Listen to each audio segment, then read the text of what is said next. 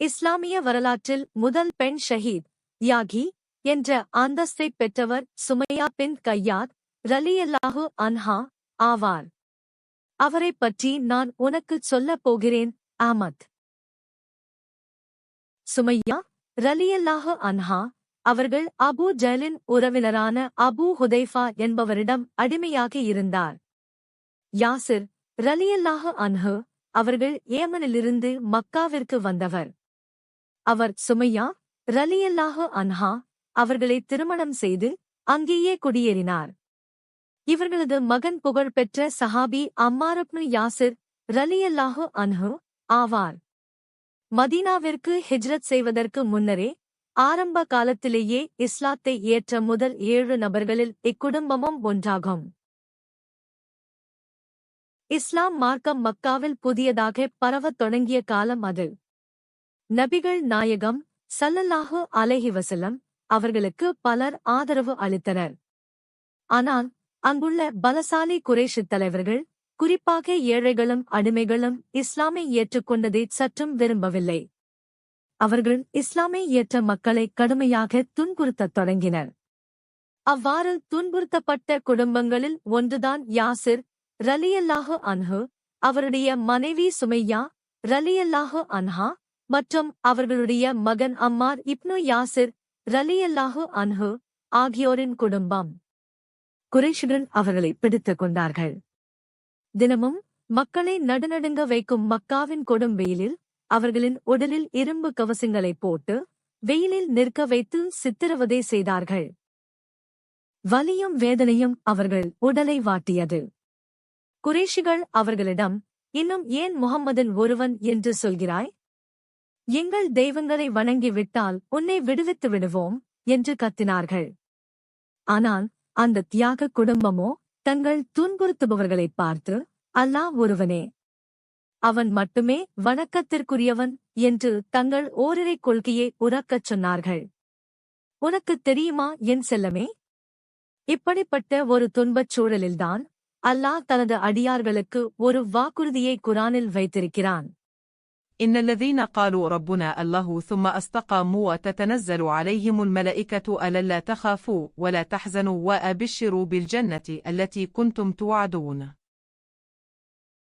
நிச்சயமாக எவர்கள் எங்கள் இறைவன் அல்லாவே என்று கூறி பின்னர் அதிலேயே உறுதியாக நிலைத்து நின்றார்களோ, நிச்சயமாக அவர்கள் மீது வானவர்கள் இறங்கி, நீங்கள் பயப்படாதீர்கள், கவலையும் கொள்ளாதீர்கள், உங்களுக்கு வாக்களிக்கப்பட்ட சுவனத்தை சொர்க்கத்தை குறித்து மகிழ்ச்சியடையுங்கள் என்று கூறுவார்கள். திருக்குரான் 41வது அத்தியாயம் சூரத்து ஃபுஸ்ஸிலத் 30வது வசனம். ஒருநாள் நபிகள் நாயகம் ஸல்லல்லாஹு அலைஹி வஸல்லம் அவர்கள் இந்த குடும்பம் சித்திரவதை செய்யப்பட்டுக் கொண்டிருந்த இடத்தை கடந்து சென்றார்கள். அவர்களை விடுவிக்க நபியவர்களுக்கு சக்தி இல்லை. தன் தோழர்கள் வேதனையில் துடிப்பதைப் பார்த்த நபிகளாரின் இதயம் துயரால் துடித்தது. அவர்கள் அங்கு சென்று கண்ணீருடன் அந்த வேதனையில் துடித்துக் கொண்டிருந்த குடும்பத்தினரைப் பார்த்து, இதோ இந்த வார்த்தைகளைக் கூறி ஆறுதல் அளித்தார்கள். யாசிரின் குடும்பமே, பொறுமையுடன் இருங்கள். உங்களுக்கு அல்லாஹ்விடத்தில் நிச்சயமாக சுவனம், சொர்க்கம் தான் வாக்களிக்கப்பட்டுள்ளது. துன்பத்தின் உச்சியில் சாதாரண மனித ஆறுதலை விட சுவனத்தின் வாக்குறுதி அவர்களுக்கு ஒரு மலையைப் போல உறுதியை கொடுத்தது. இந்த உறுதியில்தான் அந்த பெரும் தியாகமே நடந்தது. அந்த யாசிர் குடும்பத்தின் அசைக்க முடியாத ஈமானின் உறுதியை பார்த்த குறைஷித் தலைவன் அபூ ஜஹல் கோபத்தின் உச்சத்திற்குச் சென்றான்.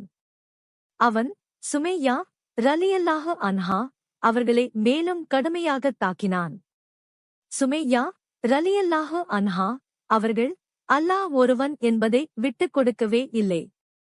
இறுதியாக அபூ ஜஹல் சுமையா ரலியல்லாஹு அன்ஹா அவர்களின் உடலில் ஈட்டியை குத்தி சித்திரவதை செய்து கொன்றான். ஆனால் இதன் மூலம் சுமையா ரலியல்லாஹு அன்ஹா அவர்கள் ஒரு மகத்தான நிலையை பெற்றார்கள்.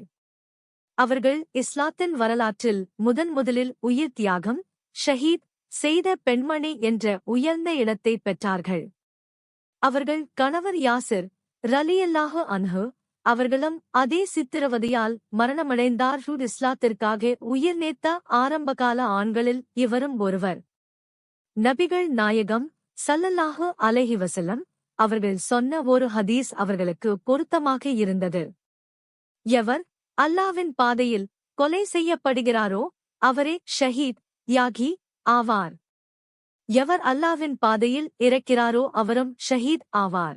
யாசிர் ரலியல்லாஹு அன்ஹு மற்றும் சுமையா ரலியல்லாஹு அன்ஹா ஆகியோரின் மகன் அம்மார் ரலியல்லாஹு அன்ஹு அவர்கள் அந்த வேதனையை தாங்க முடியாமல் சில சமயம் குறைஷிகளின் வற்புறுத்தலுக்கு சம்மதித்தது போல நடித்தார். பிறகு நபிகளாரிடம் சென்று எனக்கு மன்னிப்பு உண்டா என்று அழுதார். அதற்கு நபிகளார் ஸல்லல்லாஹு அலைஹி வஸல்லம் அவர்கள் உன்னுடைய இதயம் ஈமானில் உறுதியாக இருக்கிறதா என்று கேட்டார்கள்.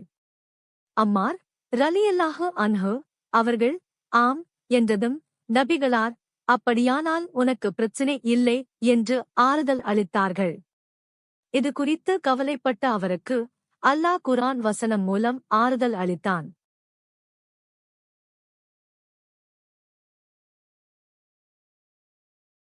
من كفر بالله من بعد إيمانه إلا من أكره وقلبه مطمئن بالإيمان ولكن ينشرح بالكفر صدرا فعليهم غضب من الله ولهم عذاب عظيم.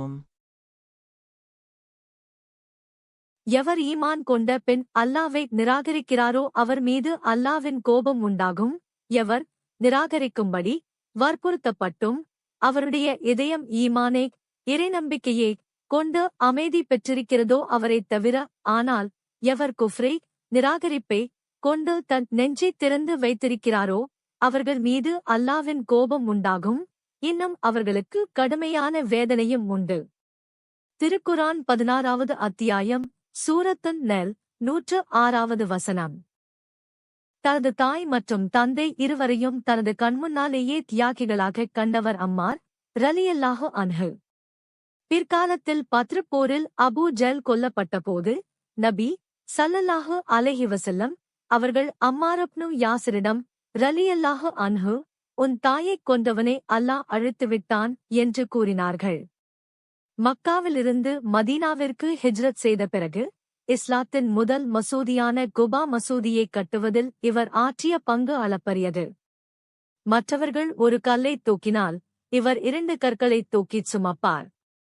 நபிகள் நாயகம் ஸல்லல்லாஹு அலைஹி வஸல்லம் அவர்கள் இவரைப் பற்றிக் கூறும்போது அம்மார் உச்சி முதல் பாதம் வரை ஈமானால் நிரப்பப்பட்டுள்ளார் என்று புகழ்ந்தார்கள்.